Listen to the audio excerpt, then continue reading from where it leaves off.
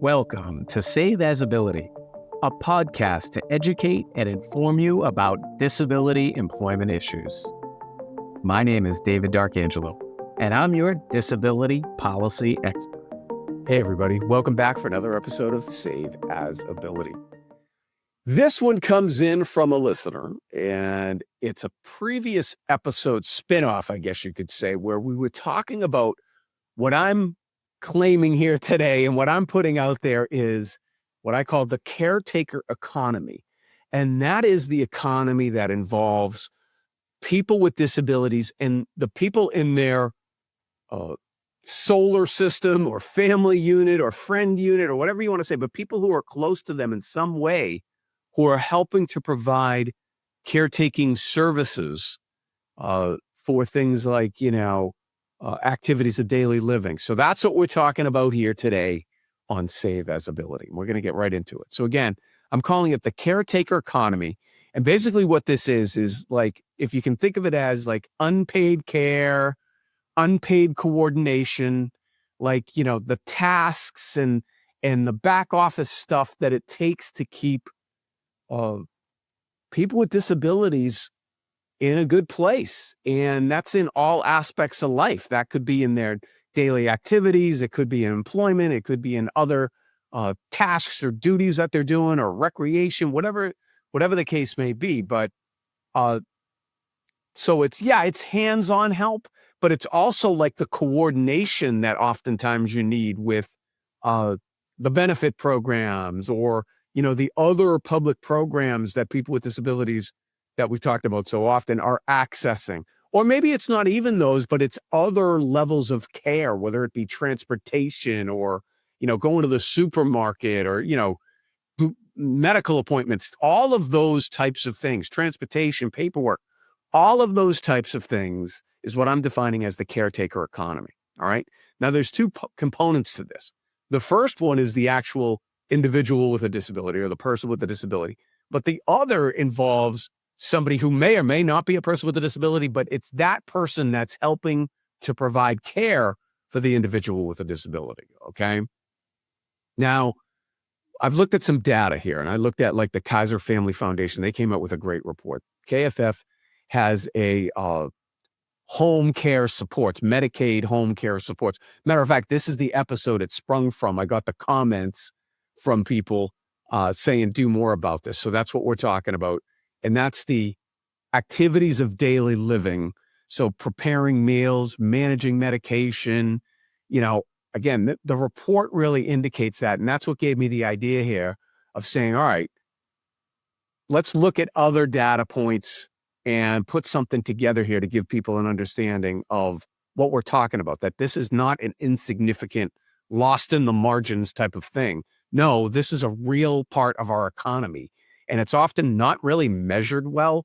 One thing I did look at that the BLS puts out, the Bureau of Labor Statistics puts out, they have a thing called the American Time Use Survey, all right? And that indicates that around 14% of the civilian non-institutional population ages 15 and over, all right? So we're talking around almost 40 million people here. It's like 38.2 million people. They provided unpaid elder care in the year 2023, 2024. And again, that's right from the BLS. And according to them, on any given day, 28% of elder care providers are actively providing care, which averages about 4 hours a day worth of care. Well, that's significant. If you even just put in a basic, calculation of like minimum wage hours, all of a sudden that starts to add up pretty quickly. So really, and that's just with elder care, by the way. That doesn't even encompass all individuals with disabilities, although we do know that as you age, disability does tend to go up, right? And so a large amount of seniors, I forget the data point now, but it's something like 2/3 of all people over the age of 75 reported some type of disability, I think. But so it really doesn't even fully capture, I guess, the disability caregiving for working age adults. But you can imagine that it's a big number. And I ask any research, I know we have researchers that watch the show. I would ask you, this is a great thing to focus in and study on. I think we should get better metrics and a better handle on this, because when you start then including like other public health things and mental health and, you know, other things like that, you can imagine the amount of hours that this is adding up to.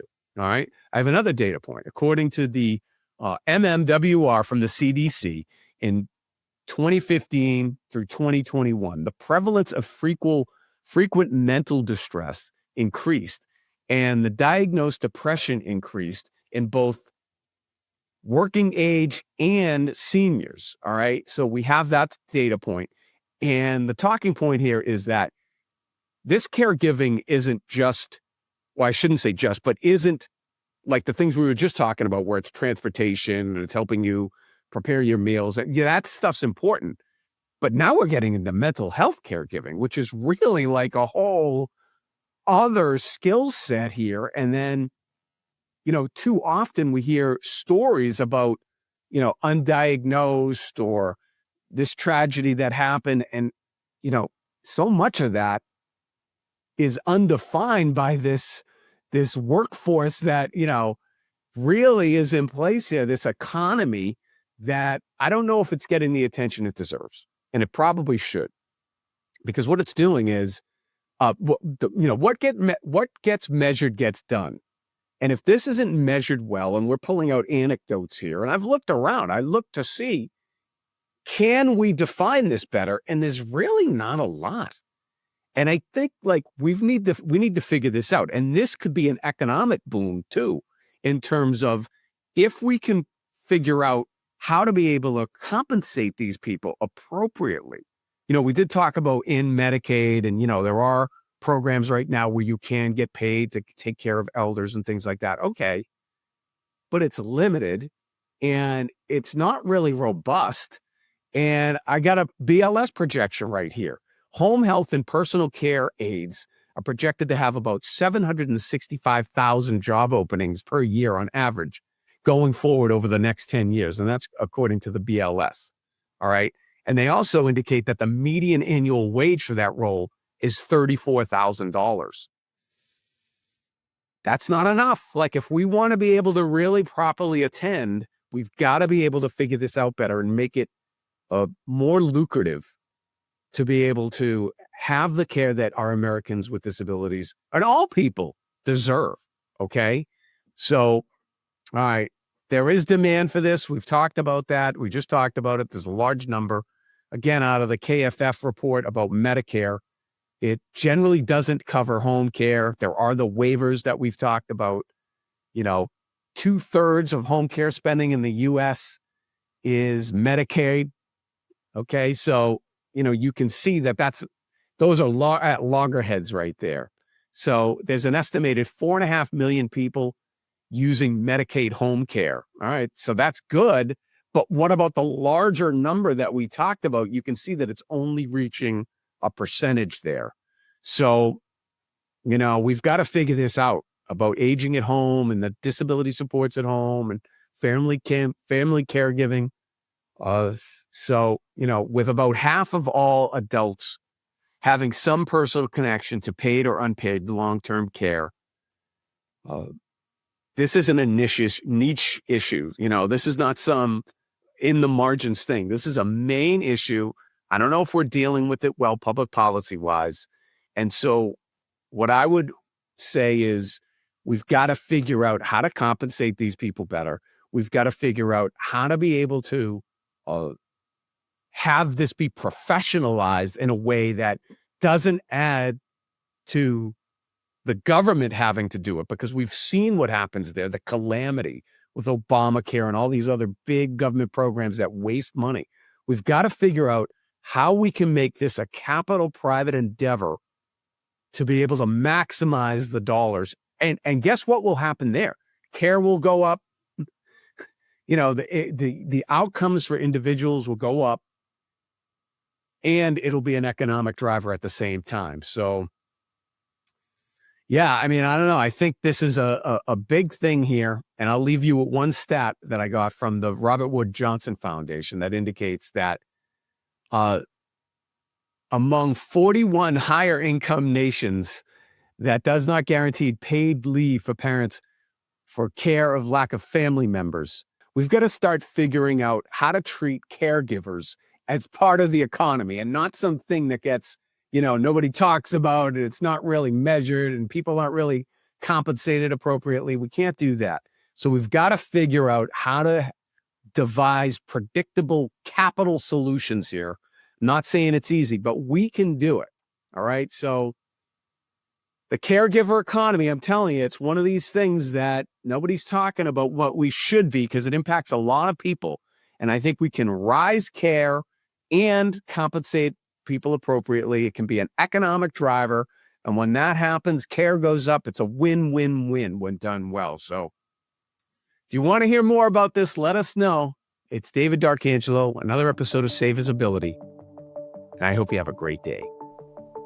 For more information about disability employment issues, please visit our website, disabilityemploymentsolutions.com. The Save As Ability podcast is available on Apple Podcasts, Spotify, our YouTube channel at Disability Policy Expert, or wherever you stream your podcasts. Subscribe, stream, rate, and review our shows. Your ratings and reviews help our show reach new audiences. Produced by Pod Pro Entertainment. Save As Ability lives within a network of podcasts located at podproentertainment.com. #TheNewRadio. Again, my name is David D'Arcangelo, and I'm your disability policy expert. Until next time. Thank you. I hope you have a great day.